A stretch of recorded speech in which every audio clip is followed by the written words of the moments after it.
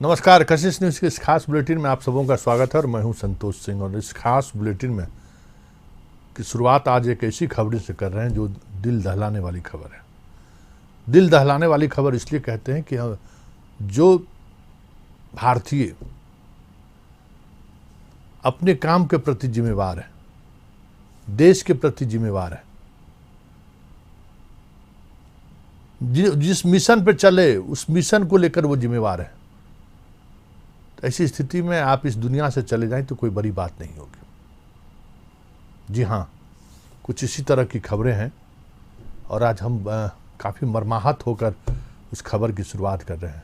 हम बात कर रहे हैं किशनगंज टाउन के थाना अध्यक्ष के निर्मम हत्या की।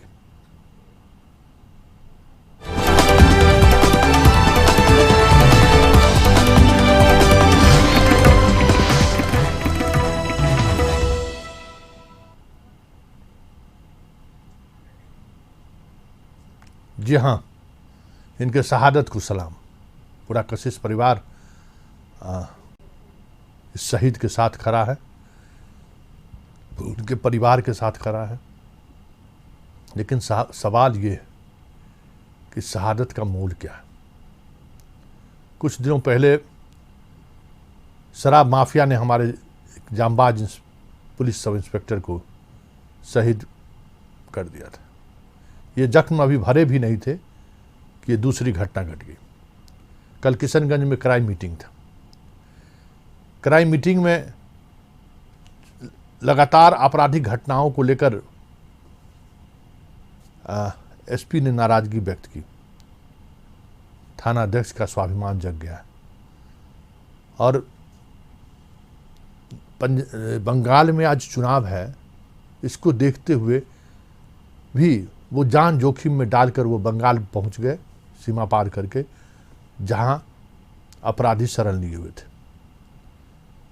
हालांकि पूरी बिहार की कई थाने की पुलिस उनके साथ गई थी, लेकिन सब के सब साथ छोड़ के चले। स्वाभाविक है, अगर आप कर्तव्य के प्रति जिम्मेवार हैं, आपको लगता है कि जिस मिशन में हमें भेजा गया है उस मिशन को अंजाम तक पहुंचाने तक संघर्ष करने का अगर जज्बा आप में है, तो आप इसी तरीके से शहीद होते रहेंगे। ये हमारा एक चरित्र सामने आने लगा है। सीतामढ़ी में भी यही घटना घटी थी। थाना अध्यक्ष को जानकारी दी गई, लेकिन थाना अध्यक्ष नहीं पहुंचे, तब तक हमारे जवान शहीद हो गए थे। ये स्थिति है इस हमारे देश के रहने वाले रहनुमाओं के चरित्र का। जरा आप सुनते हैं कि इस घटना के बाद आईजी, एडीजी और जो बाकी पुलिस पदाधिकारी हैं वो क्या कह रहे हैं। उनके आपका इंचार्ज रवनी कुमार पांजीपाड़ा थाना में आए थे रेड करने के लिए। एक सूचना मिली थी, हमारा एक मोटरसाइकिल लूट हुई थी। मोटरसाइकिल लूट के अभियुक्त के छापेमारी के लिए आए थे वो पांजीपाड़ा में, जहां फिर दोबारा उनको मार दिया गया है। आगे क्या करेंगे? आगे तो कार्रवाई हम लोग करेंगे। अभी इस्लामपुर के एसपी साहब भी साथ में हैं। हम लोग ज्वाइंट रेड करेंगे। अभी तो छापेमारी करेंगे, गिरफ्तार करेंगे और सभी को जेल भेजेंगे। सर, और लोग घायल भी हैं और नहीं, अभी तो उसकी जानकारी नहीं है और डिटेल्स हम लोग बाद में आपको बता पाएंगे। अभी आगे भी कार्रवाई की जा रही है। इस कांड में 3 अभियुक्तों की गिरफ्तारी अभी तक हो चुकी है, जिसकी मुझे सूचना अभी मुझे दी है पुलिस अधीक्षक किशनगंज ने। इस केस के संबंध में पुलिस महानिदेशक बिहार ने पुलिस महानिदेशक वेस्ट बंगाल से बात की है और उनसे जो है त्वरित कार्रवाई का अनुरोध किया है। उन्होंने आश्वासन भी दिया है और इस तरह से जो है अनुसंधान हमारा जो है चल रहा है। हमको अपने जो शहीद पुलिस निरीक्षक हैं उनकी बहादुरी पर, उनकी नेतृत्व पर गर्व है। हम उन्हें अपनी पूरी श्रद्धा करते हैं और उनका जो परिवार है और शोक संतप्त परिवार के प्रति हमारी संवेदनाएं हैं। अश्विनी 94 बैच के पुलिस अधिकारी रहे हैं और कई बार हमारी इनसे मुलाकात भी हुई है और इनका काम करने का तरीका, इस सिस्टम में भी वो अपने आप में 100% देने की कोशिश करते थे। अब वो डीएसपी बनने वाले थे, लेकिन जैसी चुनौती मिली कि सरेआम मोटरसाइकिल लूट की घटना हुई, एसपी ने उन्हें चुनौती दी और फिर उस जांबाज अधिकारी ने परिस्थिति को भांपते हुए भी कि आज चुनाव है और कल रात वो वहाँ पे पहुँच जाते हैं और ये घटना घटती है, फिर उनको पीट कर उसकी हत्या कर दी जाती है। छापेमारी चल रही है। 3 लोगों की गिरफ्तारी की खबर है, जो भी आरोपी है। लेकिन इसका इन आरोपियों के खिलाफ पुलिस किस कंक्लूजन तक पहुंचती है, ये तो आने वाला वक्त बताएगा। लेकिन परिवार इस घटना से काफ़ी आहत है। चलिए, हमारे साथ किशनगंज संवाददाता जुड़ चुके हैं। करीम जी, फिलहाल इस पुलिस लाइन में इन शहादत की सलामी चल रही है, परिवार के लोग भी पहुंच चुके हैं, क्या कहना है उन लोगों का? सर देखिए, इस घटना से पूरे पुलिस महकमा गमजदा है, मायूसी छाई हुई है और साथ ही परिवार यहाँ पहुंचे हुए हैं। और परिवार का साफ तौर पर कहना है कि आखिरकार इनके साथ में 2 गाड़ी फोर्स था और आर्म फोर्स था और ये गए थे घटना स्थल पर घटना के लिए छानबीन करने के लिए।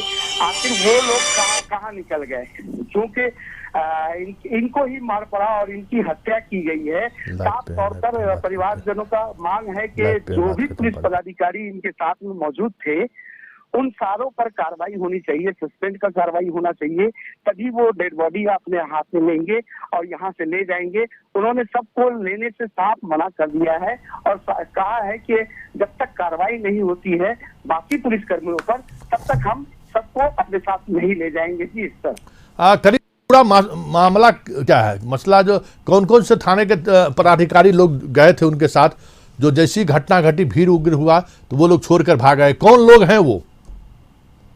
देखिए, अभी किसी से सटे पश्चिम बंगाल में चुनाव का माहौल है और पश्चिम बंगाल में हिंसा का माहौल। यहाँ पर जो अक्सर देखा जाता है कि टीएमसी हो या भाजपा हो, ये दोनों ही जाते हैं, तो आम लोगों की हत्या करना इनके लिए आम बात हो गई है। और एक पुलिस पदाधिकारी जब वहां पहुंचते हैं तो बंगाल पुलिस लगता है इनसे हमारा संपर्क टूट गया है। और लेकिन परिजनों का आक्रोश है और वो कह रहे हैं कि जो भी पदाधिकारी और पुलिस फोर्स इनके साथ बंगाल छापेमारी करने के लिए गए थे, जब तक उन पर कार्रवाई नहीं होती है, हम शहीद के डेड बॉडी को लेकर गांव की तरफ प्रस्थान नहीं करेंगे। शहादत का मोल स्वाभाविक तौर पर परिवार को सबसे ज़्यादा झेलना पड़ेगा, चाहे एडीजी मुख्यालय हो, चाहे एसपी हो या आईजी हो। चंद घंटों के लिए वो मरमाहत हो सकते हैं, लेकिन पूरी ज़िंदगी अगर किसी को इस शहादत से नुकसान होता है तो वो पत्नी होता है, परिवार के बच्चे होते हैं। लेकिन वो भी अपने पापा और पति की तरह आज वो डटे हुआ है, उनका पूरा परिवार, और अभी भी न्याय की गुहार कर रहा है। स्वाभाविक तौर पे जब इतने पुलिस फोर्स बंगाल गए छापेमारी करने के लिए, एसपी के आदेश पर ये छापेमारी टीम गठित की गई थी, तो बाकी पुलिस वाले भाग कैसे आए, ये बड़ी बात है। डटे क्यों नहीं रहे? वर्दी में पुलिस पदाधिकारी थे, इससे अपराधियों का मनोबल बढ़ेगा। और स्वाभाविक तौर पर किशनगंज और बंगाल का जो बॉर्डर है, अगर हम देखें तो अगर जिस रास्ते से जा रहे हैं तो सीधे रास्ते हैं, पता चला बाएं तरफ बंगाल है और दाहिने तरफ आपको बिहार है। फिर आप आगे बढ़ेंगे तो फिर बिहार आ जाएगा पूरी तौर पे, फिर आगे बढ़ेंगे तो कुछ किलोमीटर बंगाल आएगा, फिर बिहार आ जाएगा। इस तरीके से बिहार और बंगाल के बॉर्डर का गठन है, इस तरह से बॉर्डर का बंटवारा है। ऐसी स्थिति में अगर बिहार पुलिस के साथ इस तरह की घटनाओं को अंजाम दिया गया है तो स्वाभाविक तौर पर बंगाल और बिहार की जनता के बीच भी इस तरह से तनाव उत्पन्न हो सकते हैं। और पुलिस फोर्स में तो पुलिस फोर्स का तो अब की भूमिका ही बदल जाएगी, जिस तरीके से उन्होंने अपने जांबाज इंस्पेक्टर को खोया। लेकिन सवाल उठना लाजमी है कि इनके साथ जो पुलिस फोर्स गए थे आखिर वो कहाँ रह गए। चलिए, अब हम दूसरी खबर पर हम बात करते हैं। ये खबर भी कुछ इसी तरह की खबर है और खबर मधुबनी नरसंहार की के खिलाफ आज संयुक्त विपक्ष का मधुबनी बंद का आयोजन किया गया। सुबह से ही बंद करने वाले लोग सड़क पर हैं। क्या फिलहाल स्थिति है बंद का, उसको जानने के लिए हम अपने संवाददाता के पास, गौरव के पास चलेंगे। क्या स्थिति है और किस तरीके से लोग, क्योंकि कल की घटना के बाद जिस तरीके से आक्रोश में लोग थे दोनों तरफ से, और आक्रोश की वजह से ये माना जा रहा था कि आज की बंद में तनाव हो सकता है।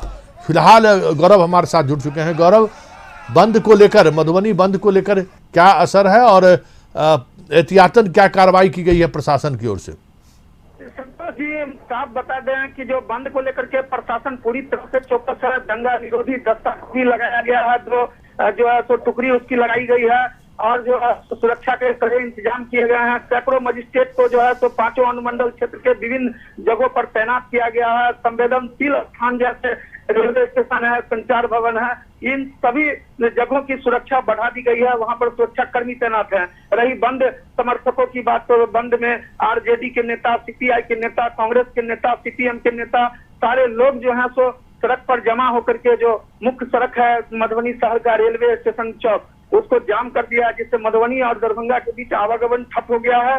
जाम लगी हुई है और जाम से निपटने के लिए प्रशासन किसी भी अप्रिय घटना से निपटने के लिए तैयार है। एसपी डीएम खुद नजर बनाए हुए हैं।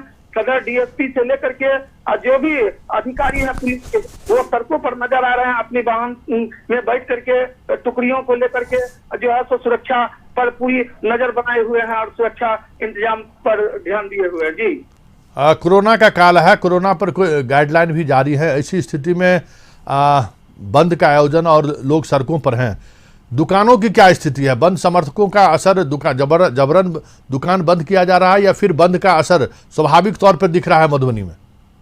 बंद समर्थक जो है सो किसी भी दुकानदार से जबरन जो है दुकानदार को बंद करने के लिए नहीं कहा है। वो लोग शांतिपूर्ण तरीके से चौक चौराहों पर अपना बंद जो है विरोध प्रदर्शन कर रहे हैं, सरकार के प्रति विरोध जता रहे हैं। जो मृतक है नरसंहार में 5 क्षत्रिय, उनके परिवार को 20 लाख रुपए मुआवजा, नौकरी, और जो डीएसपी वहां के हैं बेनीपट्टी के अरुण कुमार सिंह, उन पर कार्रवाई की मांग कर रहे हैं। और जब तक ये नहीं होगा, सरकार पर इसी तरह से आंदोलन करके विपक्ष का कहना है कि हम दबाव बनाते रहेंगे, सरकार को अंततः जो है तो ये मांग माननी पड़ेगी। जी संतोष, चलिए बहुत बहुत धन्यवाद। हमारे साथ मधुबनी से जुड़े हुए थे गौरव। और जो स्थिति है कमोबेश उसको लेकर दबाव बनाने की कोशिश हो रही कि अभी भी आधे से अधिक अपराधी फरार हैं, उसकी अभी तक गिरफ्तारी नहीं हुई है। और जिस तरीके से जातीय उन्माद पैदा किया जा रहा है, तो वो मधुबनी ऐसे शांत जगहों पर अगर ये स्थिति बनती है तो फिर बड़ा मुश्किल होगा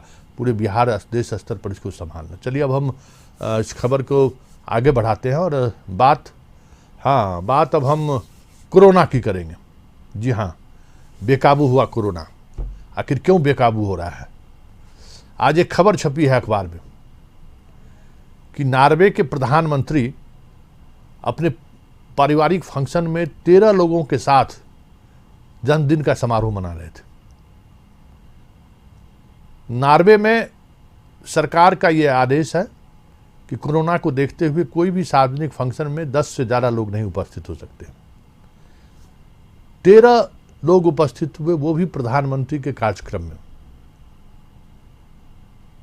और उन पर कोरोना गाइडलाइन के वायलेशन का आरोप लगाते हुए प्रशासन ने 1,25,000 रुपया फाइन किया है। क्या ये इस देश में संभव है, जो गर्व से कहता है कि हम डेमोक्रेसी के जन्मदाता हैं? क्या इस देश में संभव है कि कोई प्रशासनिक पदाधिकारी यहाँ के मुख्यमंत्री और प्रधानमंत्री पर इस तरह की कार्रवाई कर सके? जबकि जितने अधिकार जनता को है वही अधिकार प्रधानमंत्री को है, वही अधिकार प्रदेश के मुख्यमंत्री को है। लेकिन कोरोना के गाइडलाइन का पालन करने की बात को लेकर बार बार चर्चा आएंगी तो जनता से लोग उम्मीद करेंगे, लेकिन नेता हमारे इसको लेकर संवेदनशील नहीं है। चलिए, बैठक हुई थी और बैठक के बाद मुख्यमंत्री ने कोरोना के लेकर कुछ बातें कही हैं, जरा पहले आप भी सुन लीजिए, फिर कोरोना का क्या हाल है, धार्मिक स्थलों पर उसका क्या प्रभाव है, उन सब विषयों पर भी चर्चा करेंगे।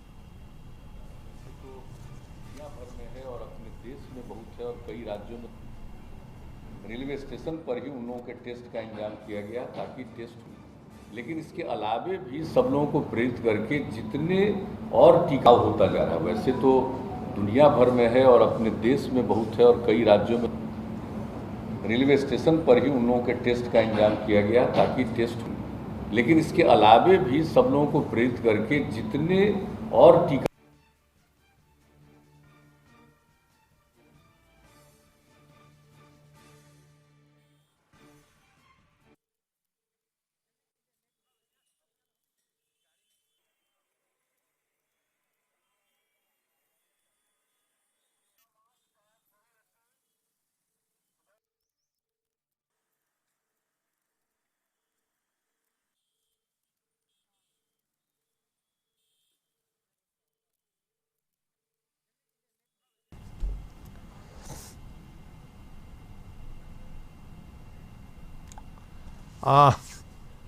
मुख्यमंत्री ने कल इस पर बैठक की। बैठक के बाद कई तरह के आदेश जारी हुए हैं। स्कूल, कॉलेज, कोचिंग संस्थान बंद कर दी गई है, पूजा स्थल बंद कर दिया गया है। उसके अलावे 7 बजे शाम तक दुकानें बंद कर दी जानी है। लेकिन कल भी इस मसले को लेकर पूरे बिहार में विवाद हुआ था और हंगामा हुआ था कि कोरोना का वैक्सीन का अभाव है। हम बात करते हैं अपने संवाददाता गौतम से। गौतम, 6 लाख वैक्सीन आने की बात कही गई है, आज क्या स्थिति है वैक्सीन को लेकर? उसमें सुधार हो चुका है। पटना के गर्दनीबाग सदर अस्पताल में जिस तरह से कल स्थिति बन गई थी कि जो भी लोग वहां पहुंच रहे थे उन्हें वैक्सीन नहीं मिल रहा था, उन्हें लौटा दिया गया था और बोर्ड के माध्यम से जानकारी भी दी गई थी कि वैक्सीन आज उनका नहीं होगा।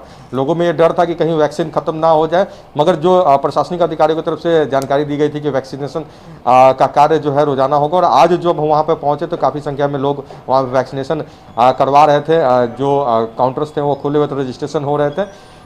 लगभग जो जगह बनाए गए हैं सेंटर्स, वहाँ वैक्सीनेशन हो रहा है और कुछ जगहों पर जो शिकायत मिली थी कल, उन जगहों पर भी जो है आज से वैक्सीनेशन कार्य शुरू हो गया। देखिए, मुख्यमंत्री नीतीश कुमार ने जो कल घोषणा की है, जिस तरह से दुकानों को बंद करने का निर्देश 7 बजे तक दिया गया है, जिस तरह से होटल और रेस्टोरेंट में बैठकर खाने वाले लोगों की संख्या 25% तक कर दी गई है। सरकारी हो या प्राइवेट सरकारी संस्थान या प्राइवेट ऑफिसेज, वहाँ पर 33% के ही जो करीब कर्मचारी आएंगे। यानी लोगों को जो है अब ये सरकार कोशिश कर रही है कि गंभीरता को समझे और जिस तरह से बीच में जो छूट मिली थी, जिस तरह से कई ऐसे कार्यक्रम हो रहे थे जहां पे भीड़ जिस तरह से उमड़ रही थी, लोगों को खतरा का एहसास नहीं था, अब उस चीज़ पर जो है प्रशासन भी जो है थोड़ा एक्टिव हो गई। कल प्रशासन की तरफ से अभियान चलाया गया था। पटना के प्रमुख बोर्डिंग रोड चौराहा, फ्रेजर रोड, डाक बंगला चौराहा, तमाम ऐसे जगहों पर जहां पर लोगों की ज़्यादा भीड़ होती। मौर्या लोक में कुछ दुकानों को सील किया गया है। इन तमाम जगहों पर कुछ दुकानों को सील भी किया, लोगों को ऑन द स्पॉट फाइन भी किया। इन तमाम चीज़ों को देखते हुए रेलवे ने भी जो है अब एक नया आदेश जारी कर दिया है। कल उसकी तरफ से, रेलवे की तरफ से आदेश जारी किया गया था कि अब रेलवे स्टेशन पर भी जो है वैसे लोग जो बेवजह घूम रहे हैं या मास्क उन्होंने नहीं पहना है, उन्हें 500 रुपये का फाइन देना पड़ेगा। तो उसमें रेलवे भी जो है अपनी सतर्कता में लग गई है। मंदिर और धार्मिक स्थल जितने भी हैं उसे आज से बंद कर दिया गया। लोगों के प्रवेश से वंचित हो चुके हैं। महावीर मंदिर जब हम सुबह में गए, क्योंकि पटना का सबसे प्रमुख स्थान है और वहाँ पर जो लोगों की भीड़ पहुँचती है वो काफ़ी संख्या में होती है, हजारों की भीड़ जो होती है ये पहुँचती है। और खासकर रामनवमी में जो लाखों की भीड़ पहुँचती है, उन तमाम चीज़ों को लेकर तैयारी बड़ी होनी होती है। तो उन तमाम चीज़ों को लेकर प्रशासन ने जो आदेश दिया है उसको लेकर मंदिर भी अब जो है नियम का पालन करने लगे। मगर एक चीज़ वहाँ महावीर मंदिर में देखने को ये मिली कि आदेश आया है मंदिर के द्वार को बंद करने के लिए, मगर मंदिर के बाहरी परिसर जहाँ पर नैवेद्यम प्रसाद बिकता है और जो मंदिर का जो एक प्रांगण है जहाँ से सीधे भगवान का दर्शन हो जाता है, उन जगहों पर अभी भी काफ़ी संख्या में लोग पहुँच रहे हैं। वहाँ पर सोशल डिस्टेंस का जो ध्यान रखना चाहिए वो वहाँ पर नहीं हो रहा। मंदिर की तरफ से कोई रोक टोक नहीं है, लोगों को छोड़ दिया गया। प्रशासन भी उसे देख रेख नहीं कर रही है। यानी जो मंदिर गाइडलाइन जारी किए गए हैं उसको लेकर वो सावधानी बरतते हुए लोग नहीं दिख रहे हैं। स्वाभाविक तौर पे हमने जो नार्वे की चर्चा की थी कि भाई प्रधानमंत्री को फाइन हो सकता है, एक नज़ीर पेश की जाता है कि भाई आप बड़े सबल आदमी हैं तो कानून की नज़रों में आपकी भी स्थिति वही है जो आम आदमी की स्थिति है। लेकिन यहाँ तो वो स्थिति है ही नहीं। तो स्वाभाविक तौर पर नसीहत देने की बात आएगी तो हम जनता को ही नसीहत देंगे कि आपकी वजह से कोरोना फैल रहा है। चलिए हम रांची चलते हैं। संदीप हमारे साथ जुड़े हुए हैं। जरा संदीप से समझना चाहते हैं कि संदीप, कोरोना की स्थिति आपके झारखंड प्रदेश में क्या स्थिति है फिलहाल?